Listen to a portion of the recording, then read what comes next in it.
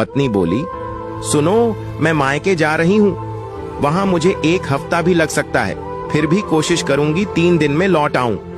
मगर तुम घर को गंदा मत करना, नहाने के बाद तौलिए को धोकर सुखा देना, कहीं भी मत फेंकना, और रसोई में बर्तन झूठे मत छोड़ना। सब्जी बनाओ तब मसाले के डिब्बों को गंदे हाथों से मत छूना। सिंक में पानी डालते रहना वरना बदबू देने लगेगा। टाइम पर नहा लेना, आलस मत करना। और दीपक चीढ़ कर गुस्से में बोला, तू ज्यादा ज्ञान मत दे, बच्चा नहीं हूं मैं, मुझे अपना ख्याल रखना आता है।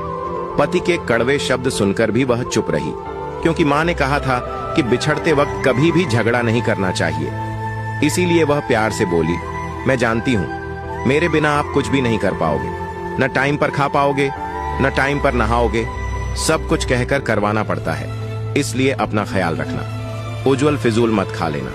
दीपक और भी ज्यादा चिढ़ गया था, बोला, तुमसे शादी हुए 10 साल ही हुए हैं, उससे पहले भी मैं जिंदा था, तुम नहीं थी तब भी मैं नहाता था, खाता पीता भी था। अब तू ऐसा करना, 1 महीने बाद वापस आना, फिर देखना मैं जिंदा रहता हूं या नहीं। बात चुभने वाली थी, इसलिए वह चुप न रह सकी, बोली, उस वक्त तुम्हें संभालने के लिए तुम्हारी माँ थी, अब माँ नहीं है, अकेले रहोगे, इसलिए फिक्र होती है, और तुम्हारा कोई भरोसा नहीं है। तुम यहाँ फालतू के दोस्तों को इकट्ठा मत करना, मेरे कमरे को गंदा किया तो फिर देख लेना, बहुत बुरा होगा। कहते हुए अनिका की आंखों में आंसू आ गए। फिर वह दोनों बच्चों को लेकर बाहर खड़े ऑटो में बैठकर चली गई। उसके जाते ही दीपक खुद को हल्का फुल्का महसूस कर रहा था। 2 साल बाद वह इतने दिनों के लिए पीहर गई थी। पत्नी के जाने के बाद वह ऑफिस चला गया, मगर शाम को छुट्टी होते ही वह दोस्तों के साथ पार्टी करने चला गया। रात को लेट घर आया तब उसके कदम डगमगा रहे थे। घर में कोई रोकने टोकने वाला नहीं था, इस कारण उसने लिमिट से ज्यादा ले ली थी। वह बाहर ही खाना खा आया था ताकि रसोई गंदी ना हो और पत्नी की किचकिच ना सुननी पड़े। जब वह सुबह उठा तो रात को ज्यादा हो जाने के कारण उसका सर दर्द कर रहा था।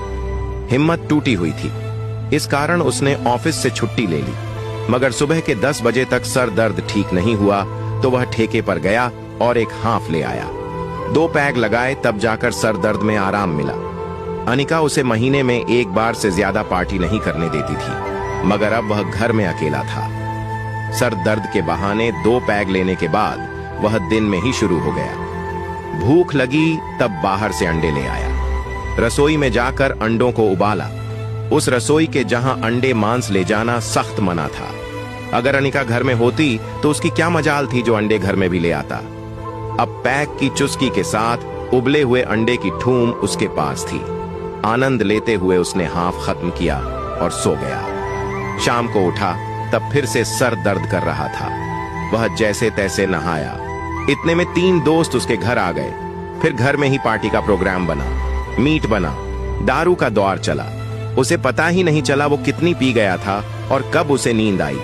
उसके दोस्त भी वहीं पर सो गए थे, मगर वे सब सुबह जल्दी उठकर चले गए। सुबह जब उसकी आंख खुली तब उसकी हालत बहुत खराब थी।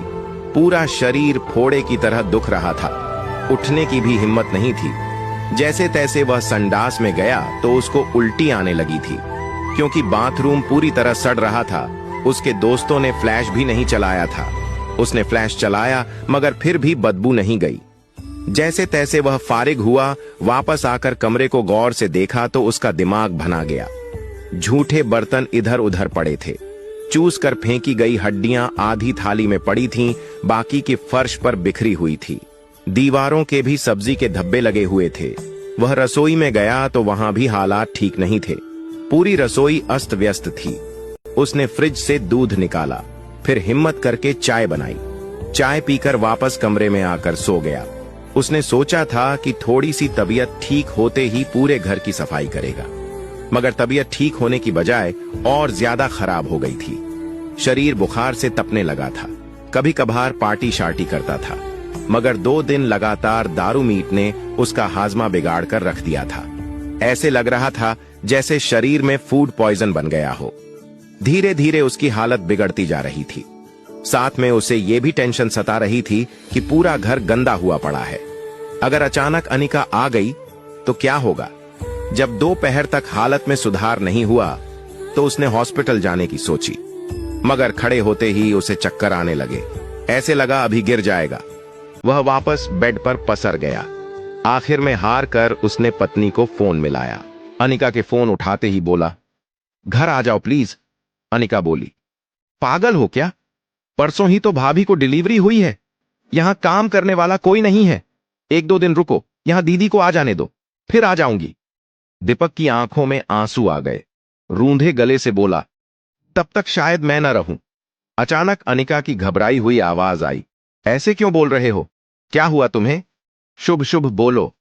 वह फोन पर ही फूट फूट कर रोने लगा। बोला, प्लीज घर आ जाओ। मेरी हालत बहुत खराब है। पूरा शरीर फोड़े की तरह दुख रहा है। बुखार से बुरा हाल है। खड़ा भी नहीं हुआ जा रहा। अनिका बोली, मेरे जाते ही आपने पी ना? वह सुबकते हुए बोला, हां, 2 दिन से पी रहा था। तू तो जानती है ना, तेरे बिना मैं खुद पर कंट्रोल नहीं रख पाता। तेरा रोकना टोकना सब जायज है। तुम्हारे बिना मैं कुछ भी नहीं हूं। तुम्हारे जाते ही पूरा घर नरक बन गया है। हर तरफ बदबू आ रही है। तेरी मंदिर जैसी रसोई को मैंने अपवित्र कर दिया है। वहां पर अंडा मीट बनाया। तू सच कहती थी कि घर में मांस मदिरा बनाने से देवता नाराज हो जाते हैं। सचमुच मुझ पर देवता नाराज हो गए हैं। अब तो यमराज मेरे प्राण लेने के लिए निकल पड़े होंगे। पत्नी बोली, ऐसा मत बोलो, मैं हूं ना, तुम्हें कुछ नहीं होगा। मैं आ रही हूं। दीपक बोला, एक बात कहूं? वह बोली, क्या? वह धीरे से बोला, तू रौनक है इस घर की। तेरे रहने से ये घर महकता है। तेरी पायल की छम छम से देव जाग जाते हैं, फिर रात दिन इस घर की रखवाली करते हैं। तू नहीं तो कुछ भी नहीं है। तेरे बिना मैं शून्य हूं। तू साथ रहती है तो मैं शून्य से 10 बन जाता हूं। तू इस घर की मां दुर्गा है। जब तक तू रहती है तभी ये घर घर रहता है। फिर दीपक को पत्नी के की आवाज सुनाई दी। वह आगे बोला, मुझे माफ कर दे, मैंने तेरा कहना नहीं माना। अनिका रूंधे हुए गले से बोली, बेड के सिरहाने वाले दराज में पेन किलर टेबलेट रखी है, वह ले लो। मैं अभी आ रही हूं। मेरे जाने के बाद तुमने ये सब किया, इसका मुझे कोई ऐतराज नहीं है। तुम्हें मेरी वैल्यू पता चल गई। मेरे लिए यही काफी है। मेरे आते ही घर वैसा ही बन जाएगा जैसा था। तुम चिंता मत करो, मैं आ रही हूं। फोन कटने के बाद दीपक ने टेबलेट ढूंढी, फिर उसे पानी के साथ गटक गया। वह आ रही है, अब सब ठीक हो जाएगा। ये सोचते हुए उसे गोली के नशे में नींद आ गई। 3 घंटे बाद वह उठा। बुखार उतर चुका था। उसने कमरे का जायजा लिया तो कमरा साफ सुथरा था। सारी चीजें अपनी जगह पर व्यवस्थित थी। झाड़ू निकालकर पोंछा लगाया जा चुका था। वह खड़े होकर बाथरूम गया। अब बाथरूम में बदबू नहीं आ रही थी। फिर वह रसोई में पहुंचा, जहां पसीने से लथपथ अनिका सफाई करने में जुटी थी। अनिका को देखते ही उसकी आंखें भर आईं। पत्नी ने पोंछा लगाते हुए कहा, अब तबीयत कैसी है?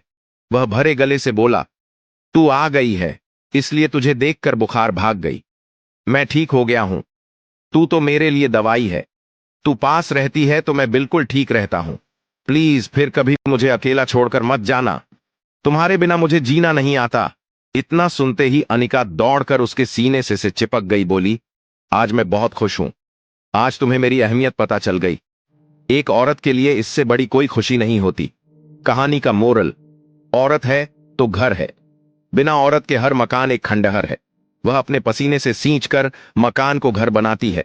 घर को सजाते संवारते हुए वह बिल्कुल भी नहीं थकती। काम करते हुए दर्द में भी वह गुनगुना लेती है। उसकी पायल की झनकार और गुनगुनाहट से घर की सारी निगेटिव एनर्जी दूर हो जाती है। घर स्वर्ग बन जाता है। वह पति को बुरी आदतों से दूर रखने के लिए उससे झगड़ा करती है, मगर उसका झगड़ा जायज होता है ना? कमेंट्स में जरूर बताना।